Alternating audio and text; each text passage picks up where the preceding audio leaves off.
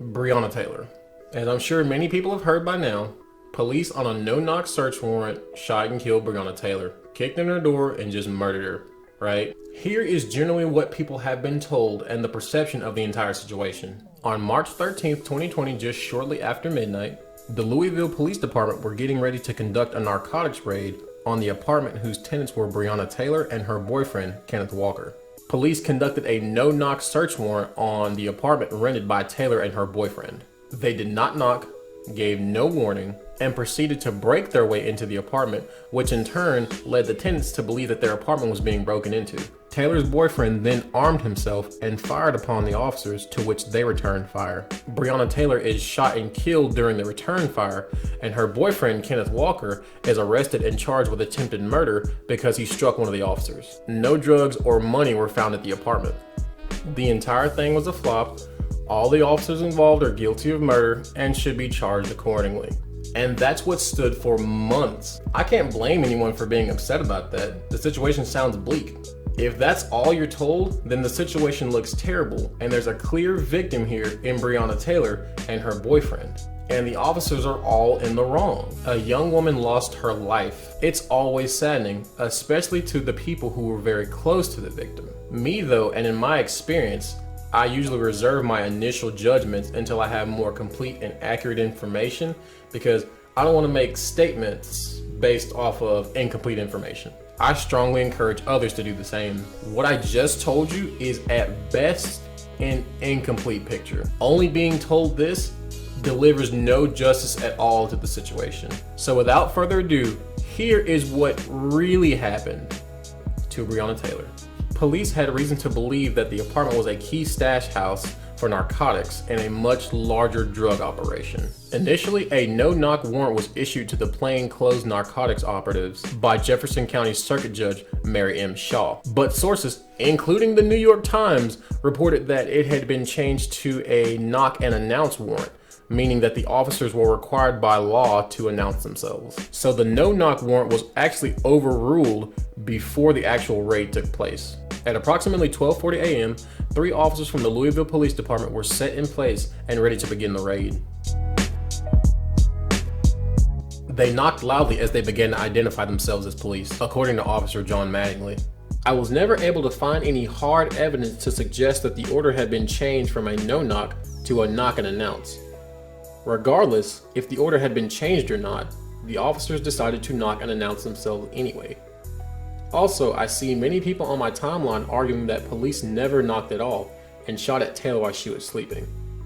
This is proven demonstrably false through the testimonies of both Officer John Mattingly and Kenneth Walker. Let's take a listen. He said she was probably there alone, so we predetermined to give her plenty of time to come to the door. Banged on the door, no response. Banged on it again, no response. At that point, we started announcing ourselves, please come to the door. Please, we have a search warrant. Shot hit, I could feel the heat in my leg. And so I just returned fire. I got 4 rounds off. And it was like simultaneous, it's boom, boom, boom, boom, boom. Just dozed off next to her boyfriend, Kenneth Walker. Walker telling police the knocking, banging at the door scared them, thinking it could be Taylor's ex-boyfriend breaking in. Walker telling police the knocking, banging at the door scared them. Walker telling police the knocking, banging at the door scared them.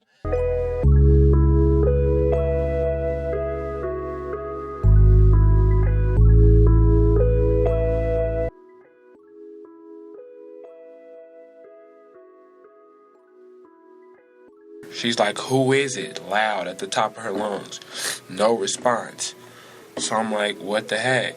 So then I grab my gun, which is legal, like I'm licensed to carry everything. I've never even fired my gun outside of a range. I'm scared to death. Door comes off the hinges. So I just let off one shot. Then all of a sudden there's a whole lot of shots. There's just shooting, we're both on the ground, and then when all the shots stop, I'm panicking. She's right there on the ground, bleeding.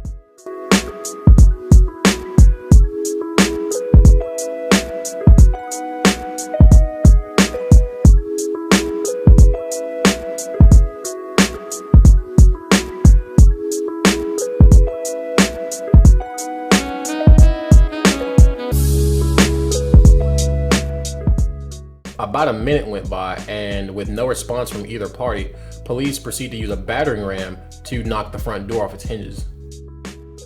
At this point, her boyfriend Kenneth Walker has his gun drawn, and they both barely put on clothes as they go to answer the front door. Walker, under the reasonable assumption that someone was breaking into their apartment, fired upon the officers, striking one of them. In response, the officers of course returned fire. Taylor was struck and killed during the return fire. Neighbors in the surrounding apartments called 911 to report gunshots. At approximately 12:43, officers on the scene called dispatch to let them know that an officer has been shot. At approximately 12:47, Walker calls 911 and reports that his girlfriend's been shot. 12:48 is listed in the coroner's report as Breonna Taylor's approximate time of death. After over a dozen gunshots, yelling and screaming in chaos, at approximately 1 a.m., police order Kenneth Walker to walk backwards out of the apartment, presumably with his hands raised. At approximately 1:10, police tell dispatch that there's a woman inside the apartment. At approximately 1:46, the EMS leave the apartment complex, presumably with Taylor's body. At approximately 3:35 a.m., the police return with a second search warrant to search Taylor's apartment. Inside, they find shell casings and bullets. They recover no drugs or money. However, they do find a letter addressed to one Jamarcus Glover. Who is Jamarcus Glover? Why do we care about him? Jamarcus Glover is Breonna Taylor's ex-boyfriend and is also the main suspect in a narcotics investigation conducted by the Louisville Police Department. In an internal 39-page report written by the LPD, they provide more than enough evidence, including phone records, bail bonds, and police camera footage on police polls, to show that Breonna Taylor had more extensive ties with her alleged drug dealer ex-boyfriend. But the media and so many other people, including some prominent politicians and celebrities, accuse police of smashing and breaking into the home of an unarmed black woman and killing her for absolutely no legitimate reason. The address to her apartment was listed on the no-knock search warrant, in addition to a trap house located about 10 miles to the north. Police conducted raids on Taylor's apartment and these trap houses simultaneously. This is common practice in narcotics law enforcement, as they don't want word spreading out and suspects receiving word and then having time to hide evidence. Glover was arrested and picked up at the alleged drug house the same morning as Breonna Taylor's shooting. But before we go any further, we need to roll the clock back to 2016. On December 3rd, 2016, LPD's homicide unit found the body of Fernandez Bowman, who had been shot 8 times in a rental car. Who was the rental car signed out to? Breonna Taylor, with the address of 3003 Springfield Drive, apartment number 4. Detectives visit the apartment with hopes of retrieving any information regarding how the victim ended up there. In her apartment with her was a male identified as Jamarcus Glover, her then boyfriend. Taylor denied knowing who Fernandez Bowman was or having any involvement in any sort of drug trafficking. When asked to provide a contact number, she of course provided her own phone number. Not particularly earth-shattering information, right? But this phone number is also the same phone number that's consistent with several documented jail phone calls between Glover and Taylor. Once again, not earth-shattering information, right? But this is simply to illustrate the connection between the two. Fernandez Bowman, the victim in the December 2016 shooting, is also the brother of Demarius Bowman, a close associate of Jamarcus Glover. In fact, they've been arrested numerous times together. On January 23rd, 2017, Taylor posted bail for her then boyfriend on 2 pending cases. On December 30th, 2019, Glover, along with 5 of his associates, were arrested at a suspected drug house. The evidence seized included 5 handguns, 1 of them were stolen, 3 long guns, 4.9 grams of crack cocaine, 14.4 grams of marijuana, 2 cell phones, and assorted drug paraphernalia and surveillance system. This incident clearly establishes a link between Glover and the drug trade. If you're in an intimate relationship with someone for an extended period of time, it's almost certain that you are fully aware of how they make their income. On January 2nd, 2020, a white 2016 Chevrolet Impala registered to a Breonna Taylor is seen pulling up in front of the suspected drug house. Jamarcus Glover is seen exiting the passenger side of the vehicle. Jamarcus is arrested the next day, and a phone conversation between himself and Taylor is recorded.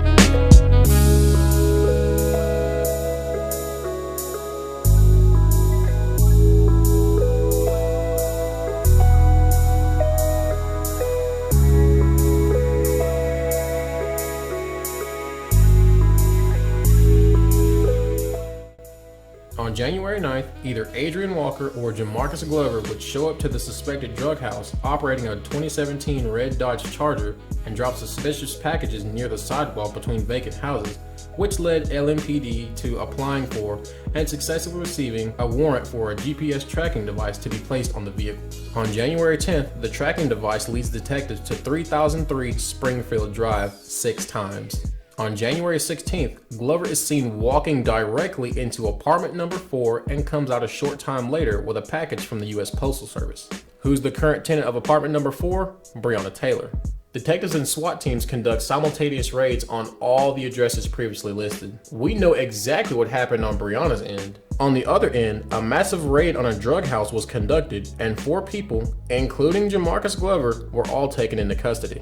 There are 39 pages of hard evidence that are all pointing to the same thing. Breonna Taylor is not as innocent as the media is making her out to be. I am in no way, shape, or form saying that she should have been shot by police. Let me make that crystal clear. What I will say though is that you have to be willing to accept the consequences of what comes with living that sort of lifestyle. Hiding drug money, having suspicious packages delivered to your home, and having different vehicles registered in your name, which are regularly seen leaving houses with suspected drug activity. These things are going to bring some unwanted attention your way, either from rival traffickers or law enforcement. Breonna Taylor's boyfriend, Kenneth Walker, was cleared of all charges one day after the FBI launched their investigation because he acted in self-defense. Good for him. I completely agree 100%. Because if someone's breaking into my home in the early morning, or I believe someone to be breaking in, and it's early in the morning and I'm not fully awake yet, I'm not fully about my senses, hell, I'm shooting too. And the police in this case had very reasonable suspicion to believe that they were in imminent danger. They just had a shot taken at them. What are they supposed to do? Officer Mattingly was struck in the thigh. Both parties acted in self-defense. So it's only fair and logically consistent that the charges be dropped against either party. And people are arguing that since Breonna Taylor's still gone, that the officers involved should all be charged with murder. This is illogical. Let's say you and I decide to rob a bank. We conspire to rob a bank, but we conspire to rob the bank only. In the process, a security guard jumps out and startles me. He draws his gun on me and I shoot him in response. And you look at me shocked. I'm probably going to be slapped with an additional murder charge. The authorities decide to slap you with one too, just because. Okay then, glad we cleared that up. Have you ever noticed that when a cop is killed in the line of duty, the response from the woke crowd is something along the lines of, oh well yeah, he knew the risk of the job, so. But when things like Breonna Taylor's case happens, the woke crowd feels sorry for the victim, and they never stop and think, well, maybe she shouldn't have been involved in this sort of activity to begin with. Like I've said before in my previous videos, people want accountability for the police only, but then just completely ignore the reason why they're there in the first place. The police had every single right to be there. They obtained a search warrant and were just doing their jobs when the unfortunate happened. Considering the fact that officers were fired upon first, they had every legal right to fire back and defend themselves. Breonna Taylor's family settled out of court on September 16th for the amount of $12 million, along with the promise of police reform. They were also pushing for at least a minimum of a manslaughter charge. But considering the circumstances and qualified immunity protecting Officer Mattingly, but not protecting the job of Officer Hankerson, a grand jury dismissed all charges against the officers. And the officer that fired blindly into the apartment has been fired. In my eyes, justice has been served. No amount of money will bring her back. But honestly, no one is at fault here. Both parties acted in self-defense. And I can definitely see both sides of this issue. Interestingly enough though, Republican Senator Rand Paul of Kentucky wants to introduce a bill that would completely abolish no-knock warrants. It is literally called Breonna's Law. Look it up. Do you know what happened to the senator after he left the Republican National Convention? This is what fascism looks like. This is what fascism looks like. You're not gonna say her name, man. You're not gonna say her name. You can't say Breonna's name, man. Come on now. Ryan Paul won't even say her name. Ryan Paul won't even say her name. Ryan, you won't even say her name. It's in your state, and you won't even say her name. It's a sidewalk, boy. Ryan, why won't you say her name, man? Sad. Sad. This man literally authored the bill to support your cause. Say her name, say her name. And it just goes to show you how ignorant people really are. If people actually did their homework instead of relying solely on what the media tells them, they could have very easily done a Google search and found out what Rand Paul is doing for the Taylor family. That's pretty much my perspective on the case. Keep in mind that to make this video, I only included evidence from the first 10 pages of an entire 39-page report. There is no possible way that I could include every single detail without making a 3-hour video. I'd love to hear you guys' thoughts on the entire thing. Let me know if I've left anything out, but I honestly would chalk this tragedy up to the game. You have to be prepared to accept the consequences of what comes with living this kind of lifestyle. Me personally, I don't think that Breonna Taylor was selling drugs, but she was very clearly, and hopefully I've made this clear through this video, very clearly involved with those who do. That, and then the fact that you were seen riding around with him, landed you in the crosshairs of law enforcement. The lesson to be learned here is to not associate yourself with these kind of people involved in these sort of activities. Distance yourself as far as humanly possible. These guys always end up in one or two places. They end up in jail or they end up in the morgue. I grew up watching a lot of gangster movies. A lot of Scarface, Al Capone, American Gangster. One thing that always stuck with me as I became an adult though, was that they never had a happy ending. Somebody always got killed. This situation, a tragedy, yes, but also 120% avoidable. And honestly, I can't really set anyone at fault. Like I said before, both parties acted in self-defense. I don't intend to drastically change anyone's opinion with this video. My intent was to simply give you a perspective that the mainstream media will never show you. A wolf's perspective. Stay informed, do not receive your ex's packages at your address, or hold drug money for them. And please